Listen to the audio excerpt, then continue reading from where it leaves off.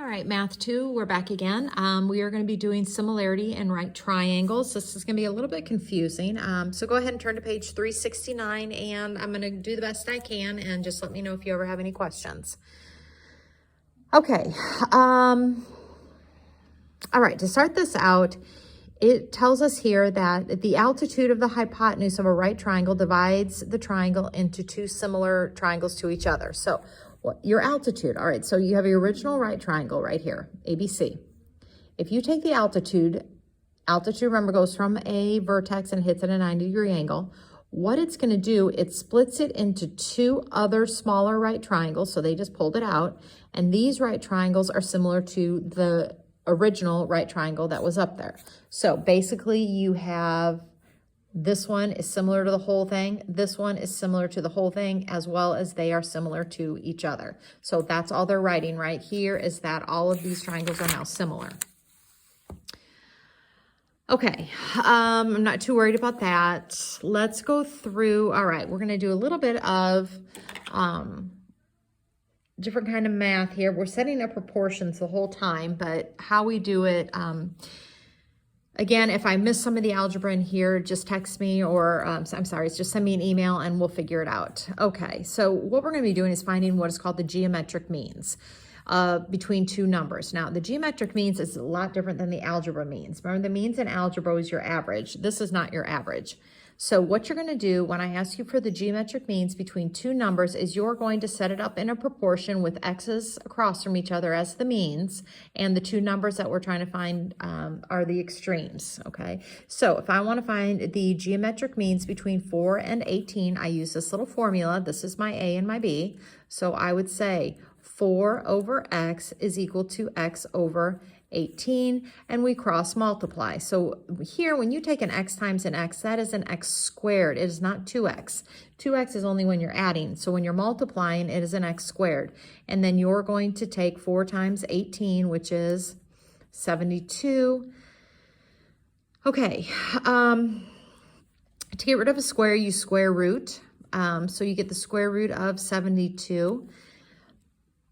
I don't know how many, depending on how, we may stop right here and work with radicals on here, because what we're going to have to do is start simplifying down square roots.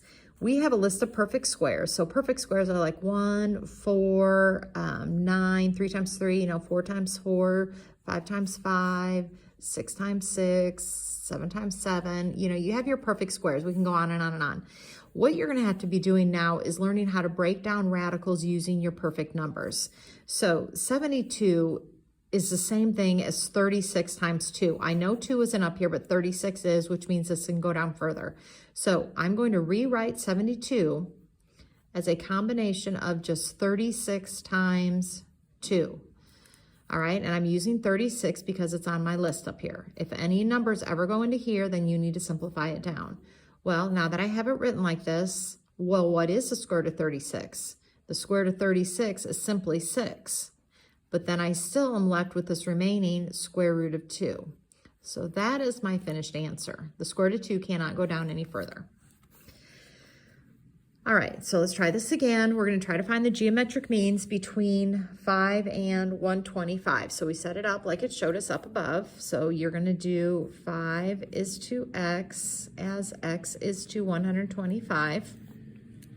All right, so again, we're going to cross multiply, and taking x times x gives us our x squared. And then when you take 5 times 125, we get 625. Now, to get rid of your square, again, you have to take the square root.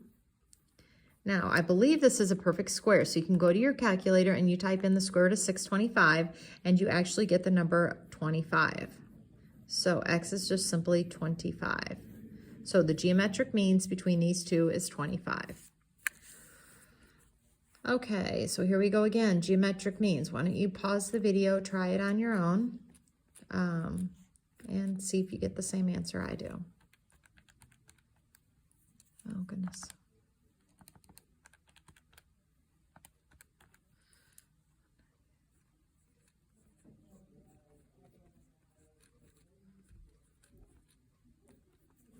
All right. right, so we get 196. So I'm going to try my calculator, take the square root of 196, and it comes out perfect to be 14. All right, now let's go back up. Why didn't this one come out perfect? If you go to your calculator and you take the square root of 72, you get an incredibly long number that looks like this. You can't just round this number because what you're doing is rounding your answer. So that's why this one had to break down. Both of these came out to be nice whole numbers, so you did not have to do any of the work we did above up there. Okay, here comes the part that's kind of crazy. You're going to be dropping an altitude down. And when your altitude drops down, you cut this, QR is actually your hypotenuse, and you cut your hypotenuse into two pieces. One will be considered short and one is long. So you have the altitude, short leg, long leg. And what I'm going to refer to these as piece 1 and piece 2, okay, when I go through and do this. Okay, we are going to have 3 different ratios to look at. Okay, so you can kind of read through all of this on here, but I'm going to go through, and what I'm going to have the class do is I'm going to make my own little triangle. So here's my right triangle. Okay, I'm going to drop this down, which is my altitude.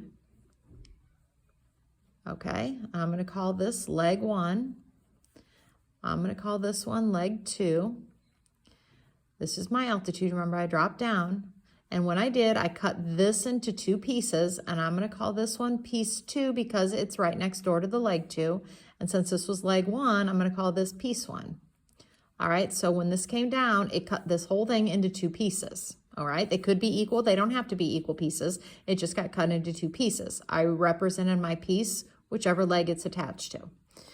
All right, so what you're going to be doing is setting up proportions on all of these using what we have here. So what I know from this thing right here, your altitude is a geometric means between the 2 pieces. So what that means is if I know that my altitude goes here and here, and piece 1 and piece 2 go opposite each other. That's one proportion. A second proportion is dealing with the legs, and what it says is,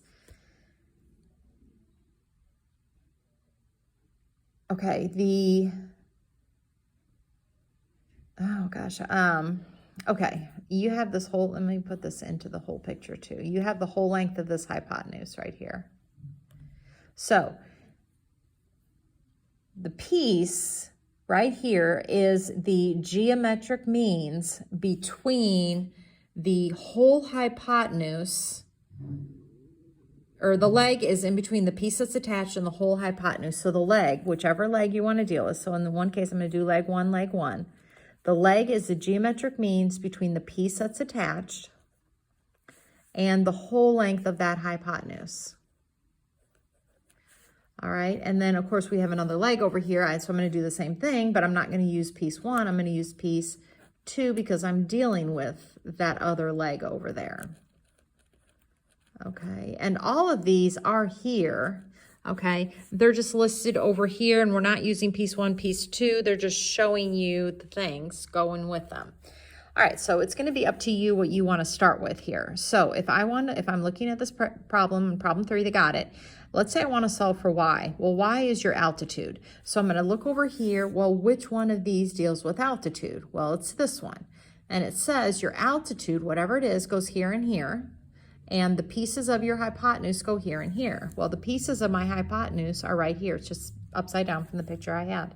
So this is, let's just call this one your piece 1. We'll call this one your piece 2, and you can have them flip-flopped. It doesn't really matter. And here's your altitude. So to find y, you do piece 1 over y is equal to the altitude over piece 2, and you cross multiply. So you get y squared to equal 20. To get rid of your squared, you square root. All right, you go to your calculator, you're going to see a long decimal again. So that means I need to break this down by hand. And I got to think what perfect number goes into it. Well, it's 4. So you're going to do 4 times 5. Well, what is the square root of 4?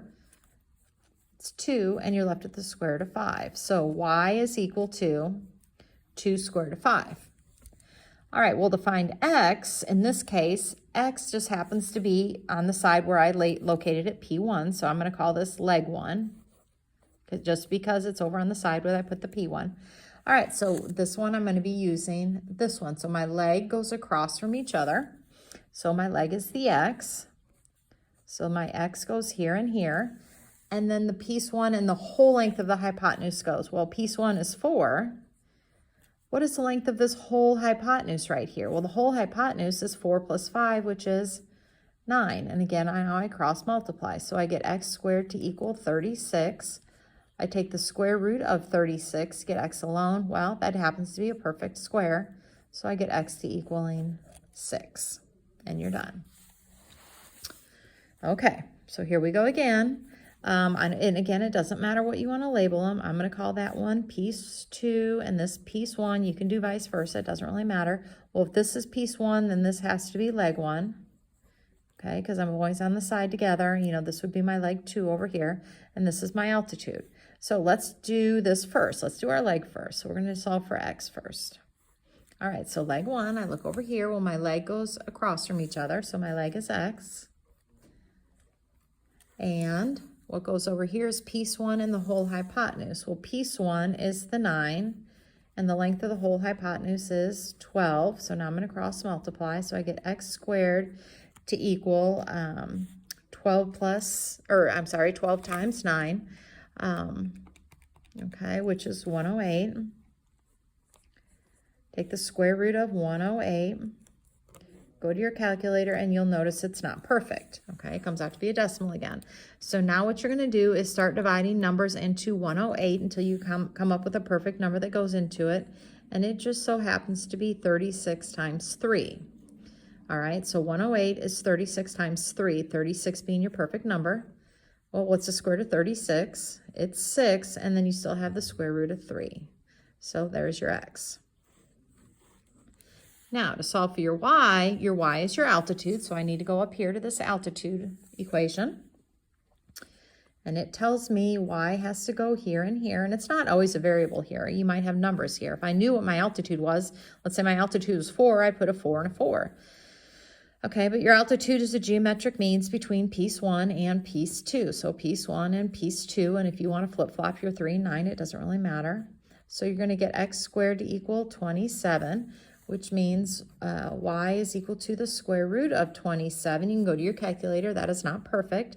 So you need to break that back down into 9 times 3, 9 being your perfect number.